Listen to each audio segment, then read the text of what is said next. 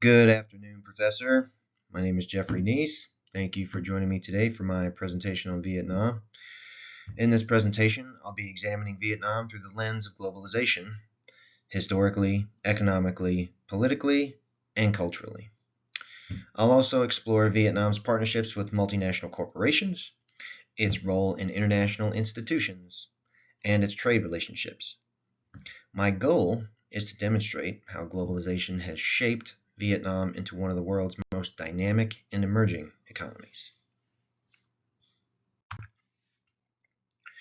Introduction to Vietnam and its colonial background. Vietnam is located in Southeast Asia and was formerly part of French Indochina during the colonial period. France colonized Vietnam primarily to control valuable trade routes, access natural resources such as rubber and rice, and expand its imperial presence in Asia. Colonization significantly shaped Vietnam's export structure, infrastructure, and cultural influences. It also fueled powerful independence movements and paved the way for Vietnam's sovereignty after years of conflict. Understanding this background helps contextualize Vietnam's modern developmental path. Globalization and Vietnam's development. Globalization has shaped Vietnam's development in three major dimensions. Economically, the Doi Moi reforms of 1986 opened the nation to foreign direct investment, or FDI, and export-driven manufacturing, transforming Vietnam from one of the world's poorest nations into an emerging high human development economy.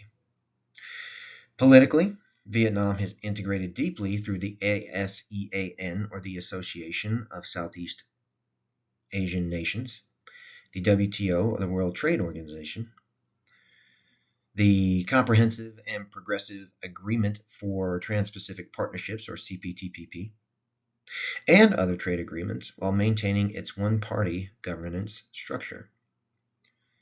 Culturally, globalization is most visible in Vietnam's urban centers where global media, tourism, modernization influence youth lifestyles. These three dimensions work together to define Vietnam's strong position as an emerging economy. The pros and cons of globalization in Vietnam. There are several advantages to globalization for Vietnam. Increased foreign direct investment, or FDI, has supported rapid job growth, industrial expansion, and technology transfer. Vietnam has also expanded its global partnerships through a wide range of trade agreements. However, globalization has created challenges.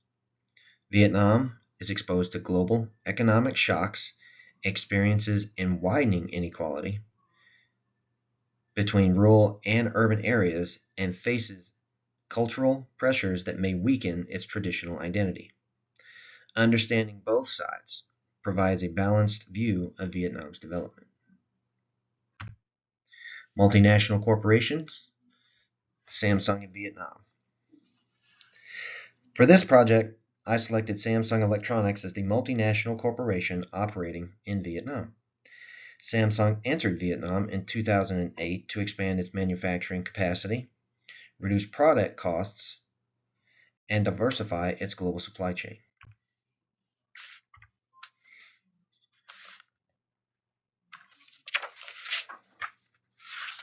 Vietnam offers Samsung several opportunities: affordable labor, strong government support, prime geographic location, and access to international trade frameworks.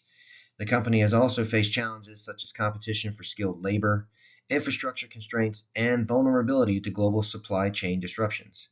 Despite these challenges, Samsung remains Vietnam's largest foreign investor and a core driver of its export economy. I know I jumped a slide there for a second, so pardon me.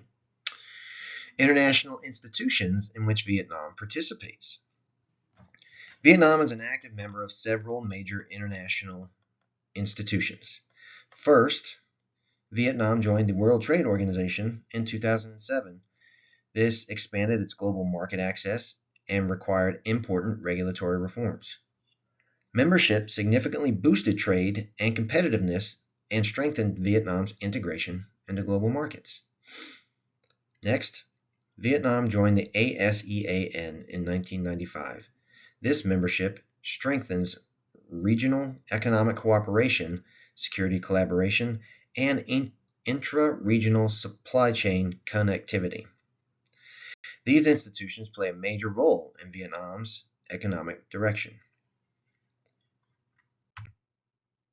Significant trade bloc and trade agreements, specifically the CPTPP.